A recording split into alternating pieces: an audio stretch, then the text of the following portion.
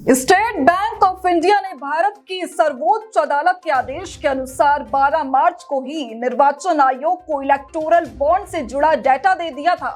इस डाटा का विश्लेषण जारी है, लेकिन अब तक मिली जानकारी के अनुसार बीजेपी सबसे ज्यादा चंदा हासिल करने वाली पार्टी बनकर सामने आई है। इस जानकारी को 2 हिस्सों में जारी किया गया है।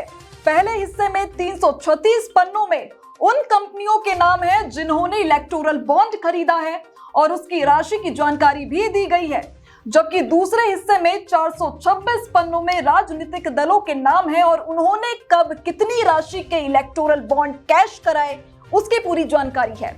सुप्रीम कोर्ट ने एसबीआई को 12 मार्च तक इलेक्टोरल बॉन्ड की खरीद से जुड़ी जानकारी देने को कहा था।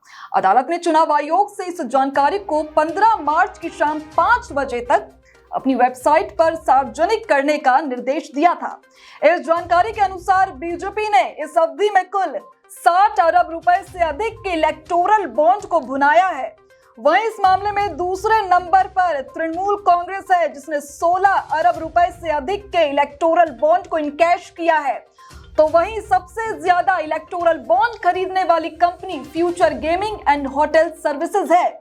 इस कंपनी ने कुल 1368 बॉन्ड खरीदे, जिसकी कीमत 13.6 अरब रुपए से अधिक रही। चुनाव आयोग की ओर से जारी चुनावी बॉन्ड इनकैश करवाने वालों की लिस्ट में बीजेपी पहले और ऑल इंडिया तृणमूल कांग्रेस दूसरे नंबर पर है। इस मामले में तीसरे नंबर पर अध्यक्ष अखिल भारतीय कांग्रेस समिति है, जिसने 14 अरब रुपए से अधिक के इलेक्टोरल बॉन्ड को इनकैश किया है। इसके बाद भारत राष्ट्र समिति ने 12 अरब रुपए और बीजू जनता दल ने 7 अरब रुपए से अधिक के इलेक्टोरल बॉन्ड को इनकैश किया है। इस मामले में 5वें और 6ठे नंबर पर दक्षिण भारत की पार्टियां डीएमके और वाईएसआर कांग्रेस रही। सूची में इन पार्टियों के बाद तेलुगु देशम पार्टी, शिवसेना, राष्ट्रीय जनता दल, आम आदमी पार्टी, जनता Dal, Sikkim Krantikari Morcha, Nationalist Congress Party, Janasena Party, अध्यक्ष समाजवादी पार्टी, बिहार प्रदेश जनता दल, झारखंड मुक्ति मोर्चा, शिरोमणि अकाली दल, ऑल इंडिया अन्ना द्रविड़ मुनेत्र कड़गम, शिवसेना, महाराष्ट्रवादी गोमंतक पार्टी, जम्मू और Kashmir national conference nationalist Congress party है।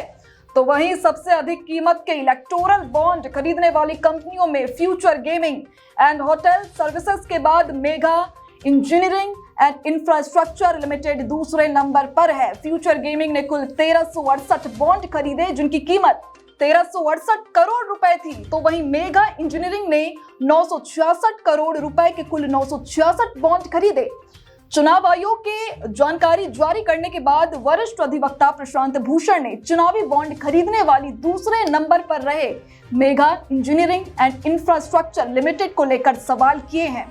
प्रशांत भूषण ने ट्वीट में कहा कि 11 अप्रैल 2023 को इस कंपनी ने 100 करोड़ के इलेक्टोरल बॉन्ड किसको दिए, लेकिन 1 महीने के अंदर ही उसे बीजेपी की महाराष्ट्र सरकार से 14,400 करोड़ रुपए कॉन्ट्रैक्ट मिल जाता है। हालांकि एसबीआई ने इस जानकारी में बॉन्ड के नंबर छिपा लिए हैं, लेकिन फिर भी कुछ डोनर और पार्टियों के मिलान करके एक अनुमान लगाया जा सकता है। ज्यादातर चंदे एक हाथ दे दूसरे हाथ ले जैसे लग रहे हैं।